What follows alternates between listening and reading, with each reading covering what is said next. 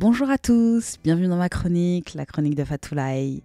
Notre intuition, ce phénomène étrange et magnifique à la fois, qui ne s'explique pas, le produit de notre cerveau, qui nous aide à faire des choix, ce message de l'âme qui passe par le corps, au pouvoir inestimable.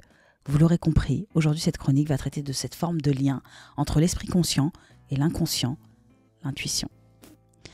L'intuition est un guide, un conseiller très particulier, nous permettant d'évoluer et ainsi d'éviter le plus possible les mauvaises décisions. L'intuition se travaille et s'aiguise au quotidien.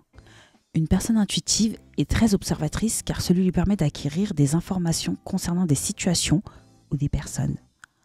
Ces observations vont lui permettre de prendre des décisions safe grâce à l'assimilation de toutes les informations pertinentes recueillies auparavant. Une personne intuitive est très consciente de ses sentiments, ses précieux messages pouvant aider à éclairer une situation. Le fait d'être aligné avec ses sentiments permet de tirer des leçons de nos erreurs. Les personnes intuitives sont très empathiques et à l'écoute.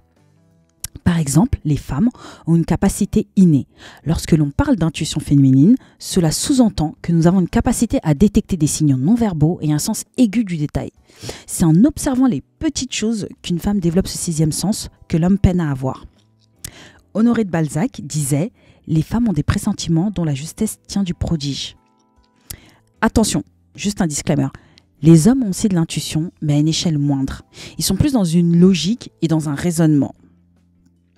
Notre intuition, l'intuition, ça s'écoute et se ressent. C'est notre voix intérieure.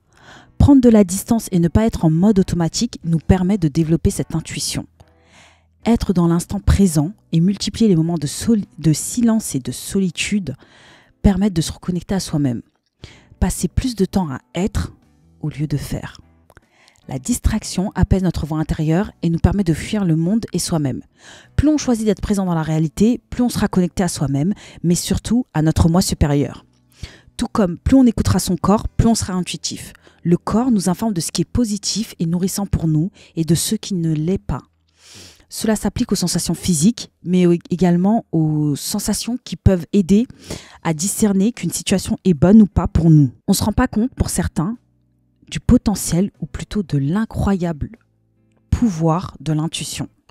Celle-ci nous permet de progresser.